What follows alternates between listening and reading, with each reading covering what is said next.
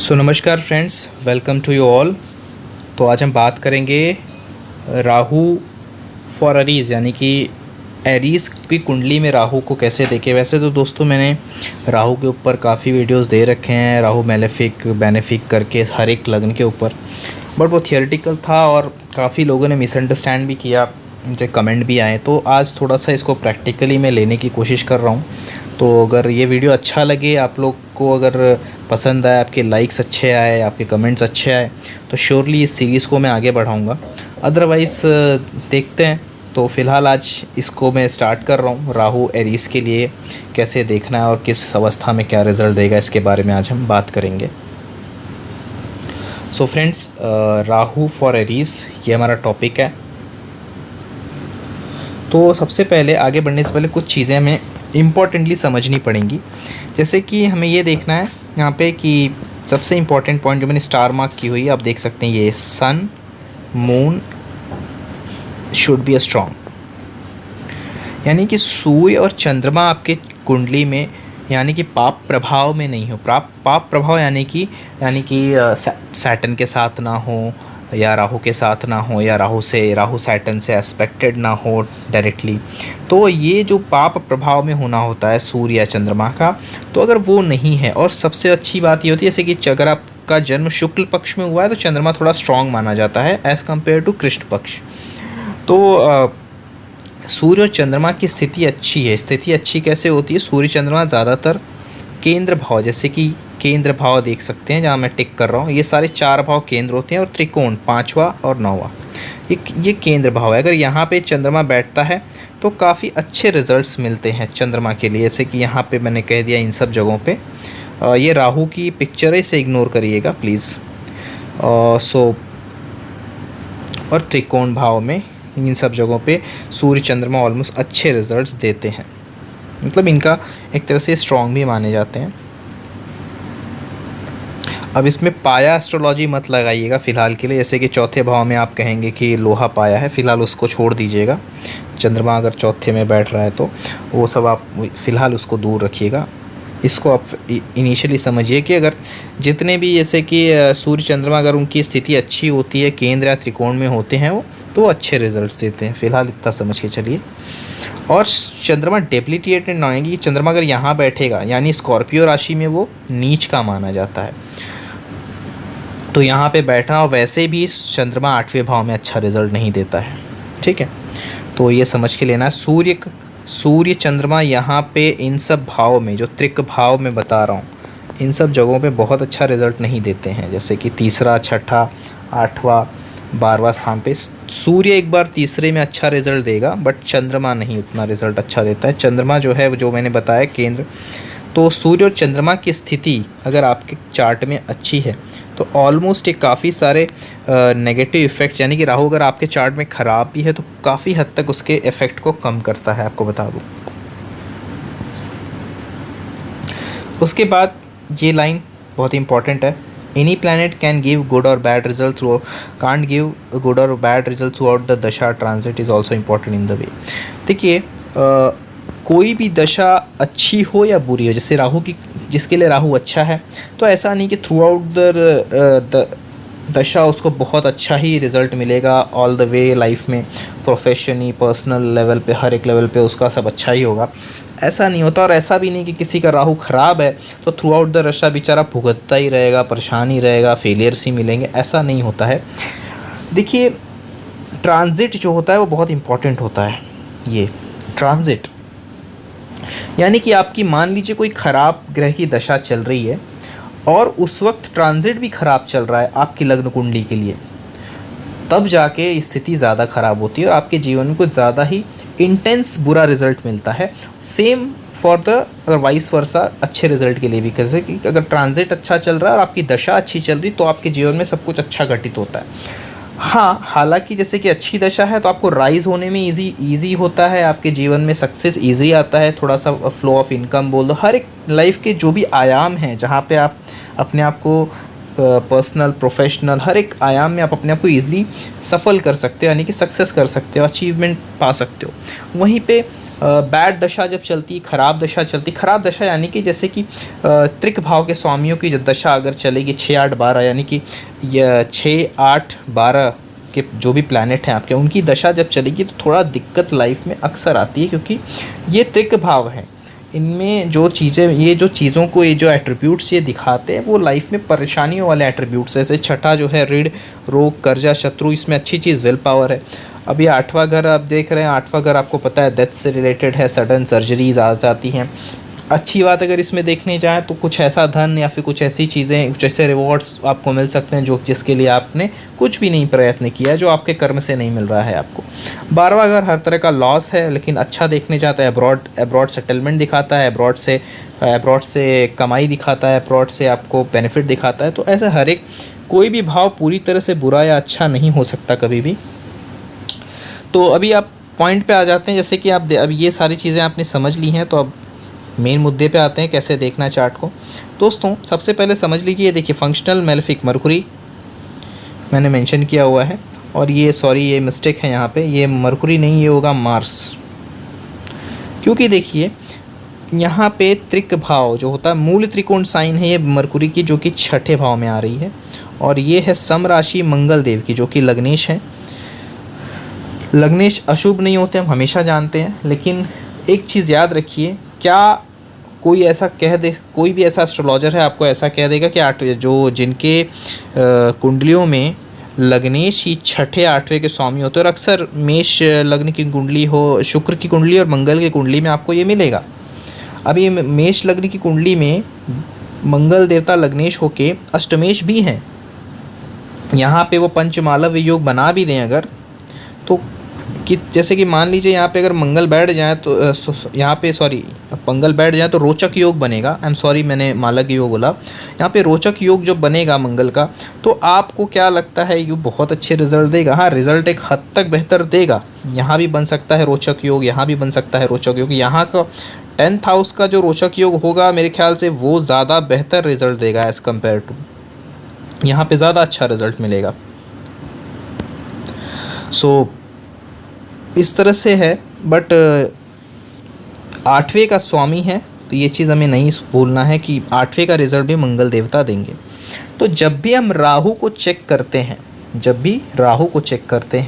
तो याद रखिए मंगल के साथ अगर राहु बैठा है आपके कुंडली में, राहु और मंगल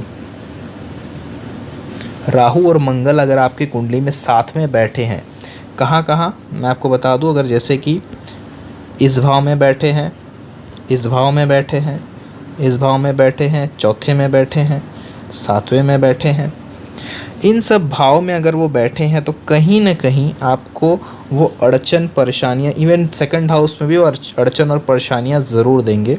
कारण इसका ये है कि देखिए राहु का, मैंने बहुत बार कहा है कि मेलेफिक प्लैनेट्स जो भी हैं, नेचुरल मेलेफिक्स, मंगल, शनि, राहु, केतु, सूर्य, ये सब जो होते हैं ना, ज़्यादातर 10वें, 11वें, 9वें, 5वें, मतलब 10वें, 11वें और तीसरे, छठे, इन सब जगहों पे ज़्यादा अच्छे रिजल्ट्स देते हैं। जो भी मेलेफिक्स हैं, फिर से बता दे रहा हूँ, 10, 11, छठा, और कभी कभी कुछ हद तक वो रिज़ल्ट 7th में अच्छा दे जाते हैं, 2nd में अच्छा दे जाते हैं, जब उनका कनेक्शन 11, 10 से बनता है। तो सेम यहाँ पे भी 7, 10, 7, 11 कुछ बनता है, तो प्रोफेशनल एस्पेक्ट से वो अच्छा रिज़ल्ट देते हैं। याद रखिए जितने भी क्रूएल प्लैनेट है वो यहाँ से रिलेटेड जो होगा वो अच्छा रिजल्ट देंगे, जैसे कि करियर से रिलेटेड हो गया, गेन से रिलेटेड हो गया, संघर्ष से रिलेटेड हो गया, कंपटीशन या विल पावर से रिलेटेड हो गया, या फिर पराक्रम दिखाना हो गया। इन सब चीज़ों के लिए जो मेलेफिक प्लैनेट्स हैं जैसे कि शनि, केतु, राहु, सूर्य, मंगल, ये सब अच्छा रिजल्ट देते हैं। लेकिन जहाँ इमोशन की बात आती है, यानी कि 4th हाउस की बात मैं करूँ, पंचम की बात, यहाँ एजुकेशन है, यहाँ पे धर्म है हमारा, रिलीजियस थिंकिंग है, या फिर तीर्थ यात्रा, या फिर long distance travel, abroad studies हम यहाँ से देखते हैं, उच्च शिक्षा भी हम 9th से देखते हैं, education, love affairs 5th house से देखते हैं, 5th हाउस से हम चाइल्ड भी देखते हैं। इन सब चीज़ों के लिए ये लोग अच्छा प्रभाव नहीं देते, इनका रिज़ल्ट आपको ज़्यादा कुंडलियों में एकाक ही शायद कुंडलियों जिसमें एक बृहस्पति या वीनस का अच्छा एस्पेक्ट मिल रहा हो इस कंजंक्शन को, तो शायद बेटर रिजल्ट मिले, अदरवाइज से रिजल्ट अच्छा नहीं रहता। नहीं, राहु मंगल अगर आपके चार्ट में इन सब जगहों पे बैठे हैं, जैसे कि मैंने बता दिया, फिर से बता दे रहा हूँ मैं कहाँ कहाँ पे अच्छे रिज़ल्ट नहीं मिलेंगे। फर्स्ट हाउस में राहु मंगल के साथ बैठा हुआ है, और यहाँ पे आपको बता दूँ ये केंद्र स्थान है, अभी इसका संबंध 8वें से बन जाता है। तो जीवन में तरक्की तो मिलेगी, लेकिन अचानक बदलाव जीवन में सदैव बना रहेगा। यानी कि कभी अच्छा बोलते हैं ना, लाइफ एक आसानी से नहीं, बोलते हैं ना, स्मूथ गोइंग लाइफ नहीं होगी। यहाँ पे अगर राहु मंगल बैठ जाते हैं तो भी दिक्कतें आएगी। दिक्कतें किस हिसाब से, अगर देखिए यहाँ पे अगर मैं बोलूँ तो अगर वीनस की स्थिति अच्छी रही, शुक्र के जैसे भी देखना कैसे है, शुक्र, ये शुक्र का साइन है वृष, तो शुक्र अगर यहाँ पे बैठे हैं 11th हाउस में बैठे हैं, शुक्र 10वें में बैठे हैं, शुक्र मतलब और कहीं पे यहाँ पे इन सब जगहों पे अच्छे रिजल्ट देंगे, बशर्ते शुक्र कंबस्ट नहीं हो सूर्य से, सूर्य नीच के नहीं है। छठे में अगर छठे में शुक्र बैठता है तो वो नीच का हो जाता है कन्या राशि में, तो यहाँ पे नहीं होना चाहिए, यहाँ पे नहीं होना चाहिए, यहाँ पे नहीं होना चाहिए वीनस को। अगर वीनस 6, 8, 12 में है, देखिए 12वें का वीनस उच्च का हो जाता है, यहाँ पे वीनस उच्च का रिजल्ट देगा, लेकिन खर्चे बहुत हद से ज़्यादा करा देगा, और हो सकता है इंसान गलत चीज़ों में पैसा ज़्यादा खर्चा करे, जिसके वजह से उसके पैसे की हानि हो यहाँ पे। हाँ, लेकिन ये विदेश संबंधी व्यापार और पैसे के लिए अच्छा हो जाएगा यहाँ पे अगर बैठा है राहु। ठीक है, तो इसको समझना है। कंजंक्शन की बात करें तो अगेन कंजंक्शन आपको कैसे देखना, जब भी राहु मंगल के साथ वो कंजंक्ट होगा या तो ये भाव आपको ज़रूर पकड़ना है, यानी 8वां भाव एक्टिव होगा, और दशक किसी न किसी टाइम पीरियड में वो अष्टम भाव का रिजल्ट देगा। यानी कि राहु यहाँ पे काबिल रहेगा हमेशा, जब भी मंगल के साथ बैठेगा अष्टम का रिजल्ट वो ज़रूर दे सकता है आपको। तो अष्टम के रिजल्ट क्या होते हैं आपको पता है, सर्जरी, सडन एक्सीडेंट्स हो सकते हैं, लाइफ में ट्रांसफॉर्मेशन देता है वो, यानी कि सडन चेंजेस आना आपके लाइफ में, इन सब चीज़ों को, और थोड़े से एक्सीडेंटल प्रोन्स बढ़ा देता है। सेम चीज़ राहु यहाँ बैठता है, अगर राहु यहाँ बैठता है और तो यहाँ पे जैसे कि वो हमेशा अच्छे रिजल्ट ही देता है, लेकिन अगर उसका जो स्वामी है बुध यहाँ अष्टम में बैठ जाए या 12वें में, तो ये नुकसान देगा, यानी कि आपकी जो एफ़र्ट्स होते हैं उसको वो ख़राब करेगा। आपको बता दूं वो काफ़ी हद तक ख़राब होंगे, और राहु यहाँ पे अपने नक्षत्र में बैठा होगा तो ज़्यादा बेहतर होगा। आद्रा नक्षत्र जो पड़ता है मिथुन राशि में, तो वो काफ़ी बेटर रिज़ल्ट देगा, और बशर्ते बुध की प्लेसमेंट अच्छी होनी चाहिए, जो मैंने कहा 8वें या 12वें में नहीं होना चाहिए। अब राहु देखते हैं, यहाँ राहु अगर यहाँ बैठ जाता है, वैसे तो जल राशि में राहु कभी अच्छा रिजल्ट जल्दी नहीं देता है, क्योंकि मोक्ष का साइन है पहली बात तो, और राहु मोक्ष की तरफ कभी नहीं ले जाता, आपको मालूम होना चाहिए। तो राहु अगर चौथे भाव में बैठा है और यहाँ पे वो किसी के कंजंक्शन के साथ नहीं, और अकेला राहु भी, अगर आपके चार्ट में अकेला राहु है तो यहाँ पे बहुत ज़्यादा चांसेस है। देखिए यहाँ पे चंद्रमा डेविएटेड नहीं होना चाहिए, और ना ही चंद्रमा को राहु देख रहा होना चाहिए। देखिए फॉर एग्ज़ाम्पल अगर मैं बोलूं कि मान लीजिए कि यहाँ पे चंद्रमा डेविएटेड बैठा हुआ है और राहु की दृष्टि भी उस पर पड़े, राहु जो है या फिर राहु की दृष्टि उस पर पड़े, तो आप खुद सोचिए क्या ये अच्छा रिज़ल्ट देगा? कभी नहीं देगा। इन शॉर्ट मैं कहूँगा मदर से रिलेटेड प्रॉब्लम, फैमिली, घर बनाने में बहुत दिक्कतें आएंगी, घर प्रॉपर्टी ख़रीदने में बहुत परेशान होगा। हाँ, ये पॉसिबिलिटीज़ हो सकती है कि जायदाद या पेरेंटल प्रॉपर्टी उसको मिले, बट आई डोंट थिंक कि आज के डेट में कोई बहुत उपलब्धि की बात कोई समझता है इसको। तो राहु यहाँ बैठे, पंचम भाव का राहु संतान हानि के लिए बहुत ज़्यादा, अगर आप नोटिस करेंगे तो उनके जीवन में संतान से रिलेटेड कुछ ना कुछ को प्रॉब्लम व्याधा ज़रूर देता है वो। और यहाँ पे सेम चीज़ है, अगर सूर्य अगर नीच का है तो शिक्षा जो हो गई, जैसे सूर्य नीच का कहाँ हो सकता है, यहाँ पे हो सकता है सूर्य, और यहाँ पे मान लीजिए सूर्य 8वें या 12वें में बैठा है तो संतान हानि के पूरे योग बन जाएंगे, कन्फर्म योग हो जाएंगे कि अगर आपका सूर्य भी खराब है और राहु आपका पंचम भाव में है, यानी कि राहु यहाँ बैठा हुआ है और सूर्य जो है आपका नीच का है या तो फिर इन सब स्थान पे है, सॉरी छठे 12वें या 8वें बैठा, सॉरी 8वें या 12वें बैठा हुआ है, तो ये संतान हानि योग बना देता है, यानी कि संतान की हानि होने के बहुत ज़्यादा चांसेस हो जाते हैं। एजुकेशन प्रॉब्लम हो जाती है, लव अफेयर्स में सक्सेस मिलनी बड़ी मुश्किल होती है। अगेन फिर देखें राहु छठे में राहु अच्छा रिजल्ट देता है, लेकिन यहाँ पे रिजल्ट तभी अच्छा देगा, मान लीजिए बुध यहाँ बैठा है, यहाँ पे देखिए बुध अगर यहाँ बैठा है तो प्रॉब्लम ये है कि पांचवी दृष्टि से राहु उसे देख सकता है।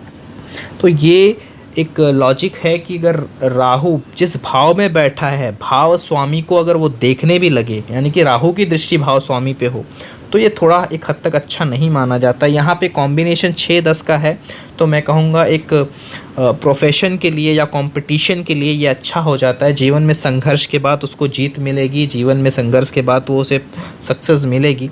लेकिन नेगेटिव एस्पेक्ट में देखें तो संघर्ष जो हो सकता है जीवन में उसके लिटिगेशन ज़्यादा हो, जीवन में उसके दुश्मन ज़्यादा हो, इन सब चीज़ों का सामना उसे ज़्यादा करना पड़ सकता है। बट अदरवाइज़ देखें तो प्रोफेशन के लिए एक हद तक ठीक है। यही ख़राब कब हो जाएगा, जब ये बुध जो है कहीं गलत जगह पे जाके बैठ जाए, यानी कि राहु यहाँ पे है और बुध मान लीजिए यहाँ बैठ गया 8-12। अब 6 का और 8 जैसे कि यहाँ पे देख सकते हैं आप 1-6-8 बैड कॉम्बिनेशन, 6-8 का कॉम्बिनेशन अच्छा नहीं होता है, 6-8-12 का कॉम्बिनेशन भी नहीं अच्छा होता है। आप देख सकते हैं वो नुकसान दिलाएगा, यानी कि इन शॉर्ट कंपटीशन में हारना हो सकता है, प्रमोशन के जगह जॉब जा सकती है, जल्दी इस करियर सेटलमेंट नहीं हो, ये सारी चीज़ें प्रॉब्लम में आएंगी आपको। अगेन अगर यहाँ पे बात करें हम, राहु सप्तम भाव में बैठ जाए, राहु सप्तम में अगर बैठता है तो यहाँ पे देखिए स्वाति उसका एक नक्षत्र पड़ता है, जो उसका अपना नक्षत्र, वो यहाँ अपने नक्षत्र में बैठा है। काफ़ी हद तक ये अच्छी स्किल देता है, मार्केटिंग स्किल, बंदा बात करने में काफ़ी अच्छा होता है इन सेंस उसे अपना काम निकालना ईजिली आता है। They are very talented person in terms of marketing, sales, communications, इन सब चीज़ों में काफ़ी अच्छा करते हैं वो।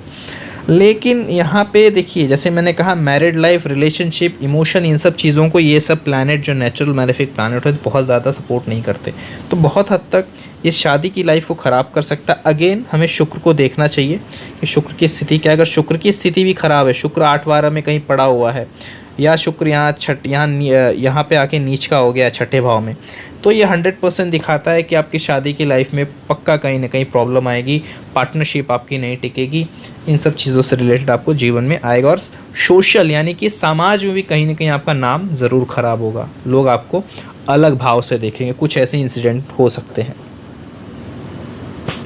अब मान लीजिए राहु बैठा है 8वें भाव में। राहु अगर 8वें भाव में बैठता है और जैसे कि यहाँ पे अगर बैठता है, मंगल को देखना है तो ये भी मंगल का ही साइन है, तो मंगल को अगेन देखना होगा। राहु 8वें में रिसर्च के लिए, राहु 8वें में मैं कहूँगा जो लोग रिसर्च इंडस्ट्री में हैं या सॉफ्टवेयर इंडस्ट्री में हैं या फिर एथिकल हैकर्स बनना चाहते हैं, इन सब के लिए बहुत अच्छी पोजीशन है ये। बट जो लोग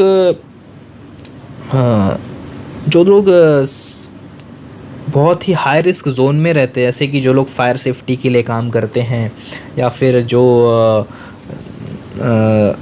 खुदाई वगैरह का काम करते हैं, खुदाई इन सेंस कोल माइनिंग वगैरह इंडस्ट्रीज़ में काम करते हैं ऐसे, या फिर ऐसी किसी भी जगह पे काम करते हैं जहाँ पे एक्सीडेंटल प्रोन्स बहुत ज़्यादा हैं, उन्हें सावधान रहना चाहिए, क्योंकि राहु यहाँ 8वें भाव में बैठने से एक्सीडेंटल प्रोन्स को बढ़ा देता है काफ़ी 8वें भाव में, जिसके वजह से आपके शरीर को घातक होता है, यानी चोट लगने की संभावनाएं, कुछ न कुछ एक्सीडेंट होने की संभावनाएं बढ़ जाती हैं।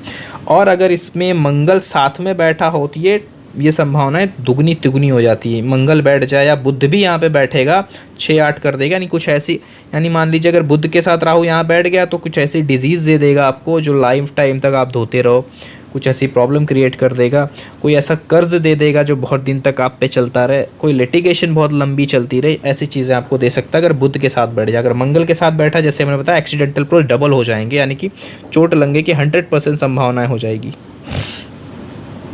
राहु 9वें भाव में बैठ जाए। देखिए दोस्तों, 9वां भाव जो होता है धर्म का भाव होता है हमारे, और हमारे जो संस्कार मिलते हैं हमें पिता से, पिता से मिली जो धरोहर है, जिसको एक कहते हैं ना, पिता की चीज़ों को आगे लेके जाना है हमें, संस्कार जो उनका, और जो भी चीज़ है एक जो हमें एज अ ट्रेजरी जो हमें मिलती है उसको लेके आगे चलना है, वो सारी चीज़ों को 9th हाउस उसको दिखाता है। ट्रेवलिंग्स को दर्शाता है, तीर्थ यात्रा से लेके धार्मिक काम, फॉरेन एजुकेशन, हायर स्टडीज़, इन सब चीज़ों को दर्शाता है। राहु यहाँ पे बैठता है अगर, तो 9वें भाव से इस भाव को भी देखता है वो, आपको बता दूँ, और पंचम भाव से लग्न को देखता है।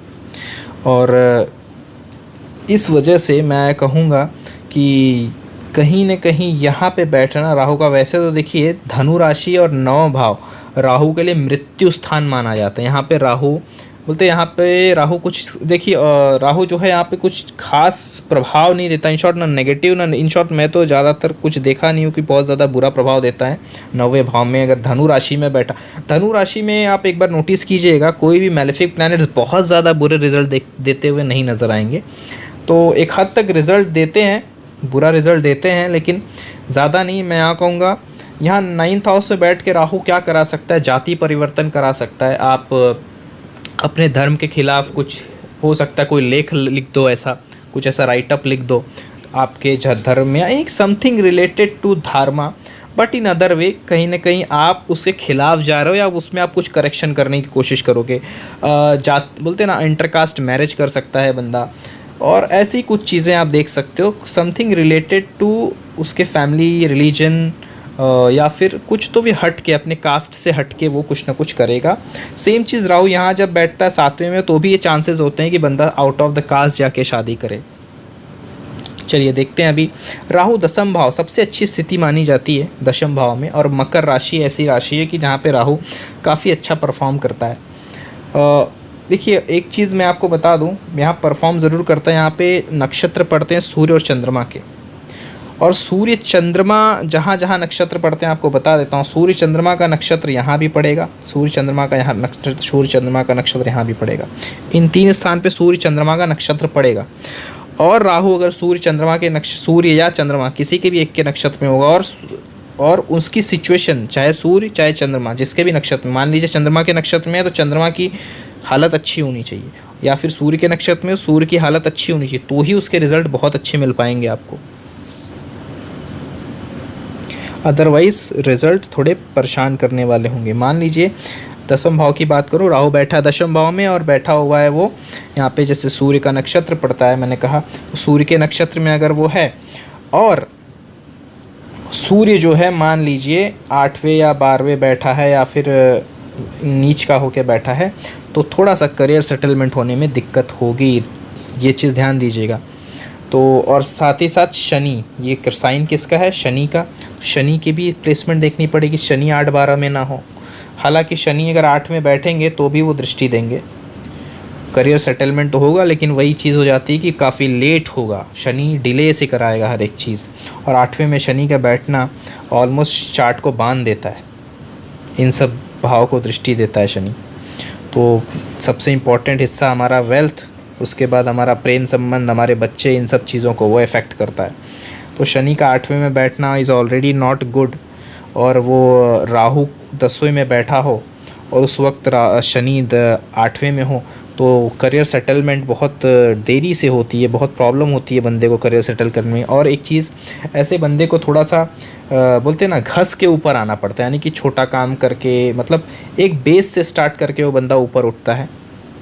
यानी कि ऐसे लोग छोटे काम भी बहुत करते हैं अपने जीवन में, अपनी जीवन यापन करने के लिए, जिनका राहु 10 में हो और शनि जो है 8वें में हो।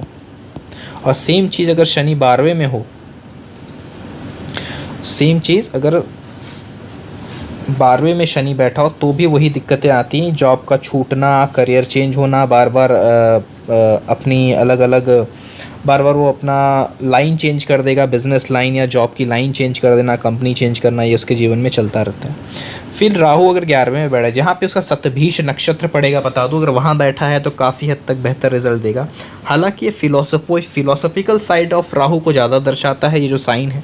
एक्वेरियस में बैठा साइन और 11वें भाव में बैठा राहु, तो इंसान को मटेरियलिस्टिक तो बनाता है, यानी कि उसकी चाहत तो बहुत कुछ होती है, लेकिन वो मैं कहूँगा कि उसकी चाहत ऐसी नहीं होती कि पूरी ना हो, यानी कि वो हमेशा लालची नहीं होगा, लेकिन हाँ एक उपलब्धि चाहता होगा, और वो थोड़ा भी अगर बंदे में कॉन्फिडेंस और चीज़ें होंगी तो उसे वो ज़रूर मिलती है। यहाँ पे बैठा राहु काफ़ी पॉजिटिव होता है, आपको बता दूँ 11वें भाव में बैठे राहु को काफ़ी अच्छा माना जाता है, 10वें में भी अच्छा माना जाता है, 11वें में भी अच्छा माना जाता है। 11वां जो है डिज़ायर पूरा करने का भाव है, और राहु की आदत क्या है, मुझे जो चाहिए वो मुझे मिलना चाहिए। तो एक हद तक भाव और राहु का जो तरीका है काम करने का उससे काफ़ी मेल खाता है भाव। इस वजह से अगर देखेंगे तो राहु यहाँ पे अच्छा रिजल्ट देता है, बशर्ते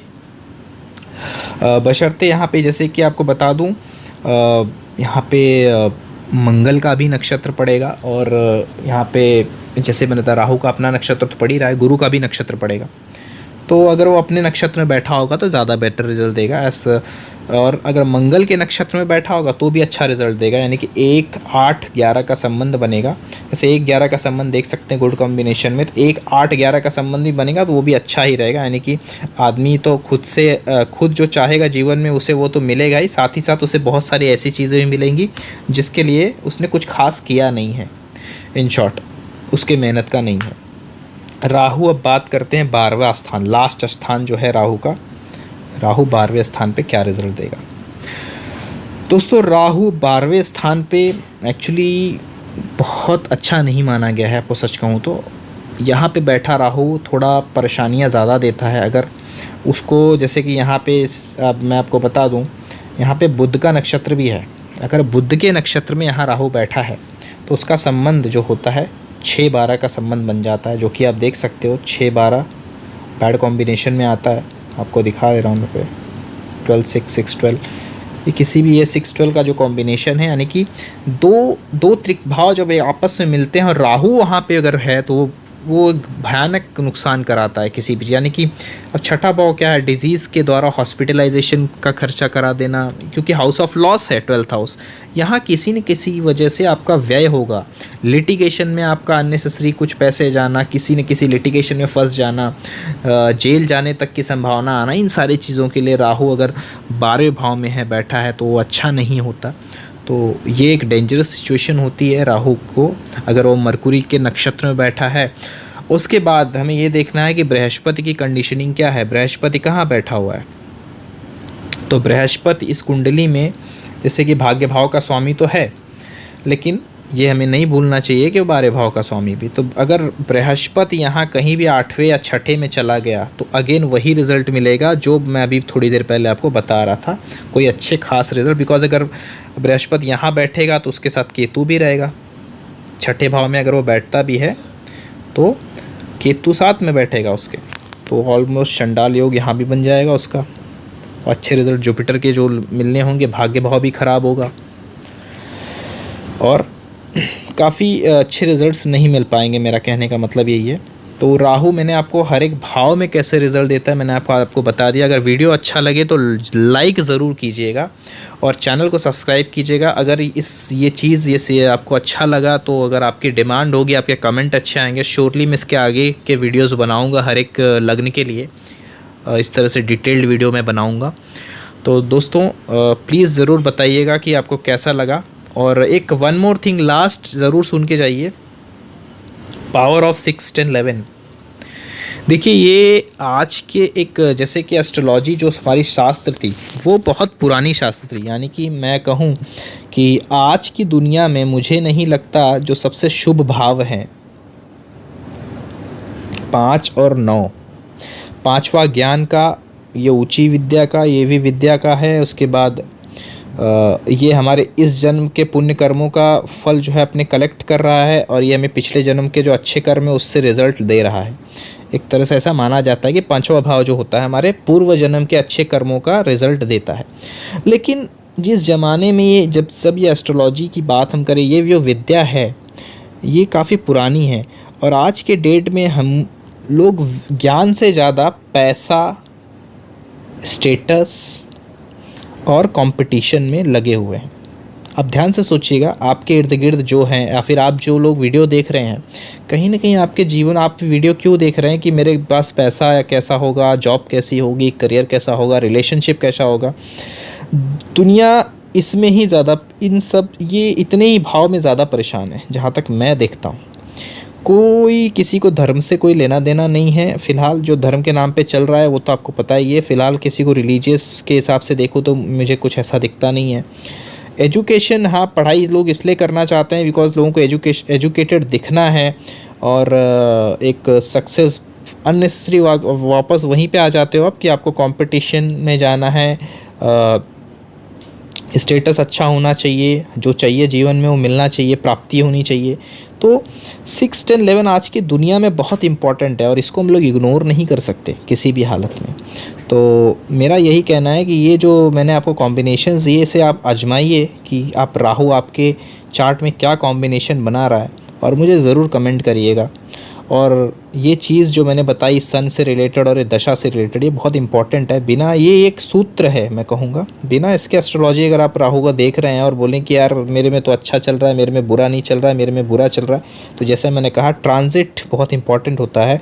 अगर ट्रांजिट आपके लग्न कुंडली के लिए ख़राब है और आपकी दशा ख़राब है तो ख़राब रिजल्ट, और आपकी दशा मान लीजिए ट्रांजिट अच्छा चल रहा है, दशा ख़राब चल रही है आपकी, तो उतना ख़राब रिज़ल्ट नहीं मिलेगा। एज आई सेड, थोड़ा राइज़ जैसे आपका जीवन चल रहा है चलेगा, उसमें थोड़ा बहुत जो आप राइज़ करने में आपको थोड़ा प्रॉब्लम होगी हर एक सेगमेंट में, अदरवाइज़ चीज़ें अच्छी चलेंगी, इतना कुछ प्रॉब्लम नहीं है। आप इस तरह से राहु के रिज़ल्ट को देख सकते हैं। तो दोस्तों चलता हूँ, आप सभी को मेरा बहुत बहुत धन्यवाद। Thank you so much.